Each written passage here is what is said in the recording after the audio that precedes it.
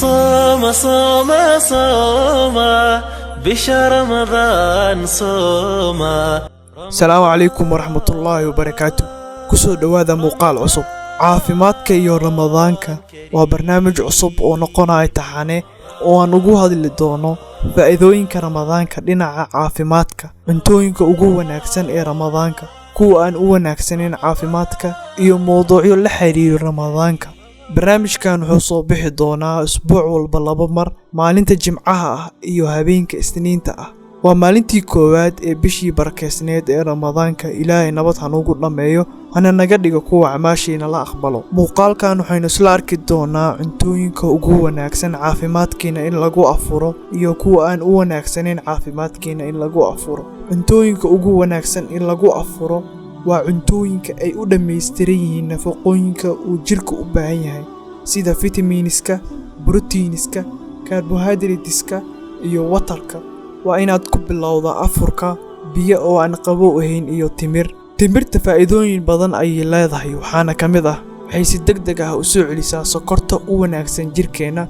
waxaa laga helaa tamar badan, waxay saacidaa dheefshiidka caloosha. sida daraasaad laga sameeyay wadamada reer galbeedka, timirtu ayaa qofka markuu cuno si degdeg ah jirkiisa ugu soo celisaa fitamiinada, macdanta iyo quwadii ka luntay. waana sheyga ugu wanaagsan ee qofka kaga soo kaban karo awood daradii soonka u keentay. haddaba ma soo koobi karno faa'iidooyinka laga helo midhahan dabiiciga ah ee timirta. waana muhiim inuu qofku qaato xilliga soonka caafimaad ahaan. diinteena suubanna waa inoo sheegtay faa'iidooyinka timirta. sidoo kale waa inaad ku afurtaa boorashka.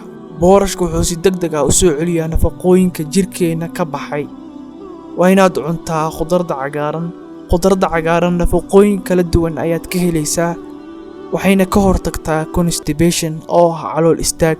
sidoo kale khudradda cagaaran waxaad ka helaysaa biyo badan, waayo biyaha jirkaada ka baxay intaad soomaneyd ayay kuu soo celinaysaa. cuntooyinka aan u wanaagsaneyn in lagu afuro. iska ilaali cuntooyinka ku badan milixda ama cusbada. haraad badan ayaad dareemaysaa ama waxaad qaadaysaa hypertension oo ah in cadaadiska dhiigaaga uu kor u kaco. iska ilaali biyaha aadka u qabo inaad ku afurtid, maxaa yeelay saacado badan waxaad ku nooleed xaalad haraad ah. haddii aad ku afurtid waxaa ka dhalan kara xanuun xagga caloosha ah. sidoo kale murqaha iyo gidaarada caloosha way isku imaanayaan. iska ilaali cuntooyinka sokorta leh. ma wanaagsana inaad ku bilowdid afurka cunto sokor leh. iska ilaali cuntooyinka white foodska loo yaqaano sida baastada iyo bariiska, waayo carbohydrate badan ayaa ku jiro, waana low nutrition. waxay kuugu sababi karaan buurni ama cudurka macaanka ah. halkaas ayaan ku soo gabagabeynaynaa muuqaalkeena. waad ku mahadsantahay daawashada muuqaalkan. muuqaalka xiga wuxuu noqon doonaa cuntooyinka ugu wanaagsan caafimaadkeena in lagu suxuurto iyo cuntooyinka aan u wanaagsaneyn caafimaadkeena in lagu suxuurto. wuxuuna noqon doonaa habeenka Isniinta ah. fadlan ku soo biir kanaalka si aad ula socotid taxanahan barnaamijka caafimaadka iyo ramadaanka. السلام عليكم ورحمة الله وبركاته.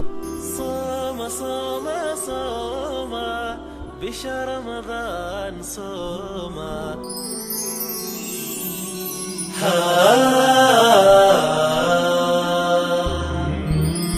صوم صوم صوم بشهر رمضان صوم.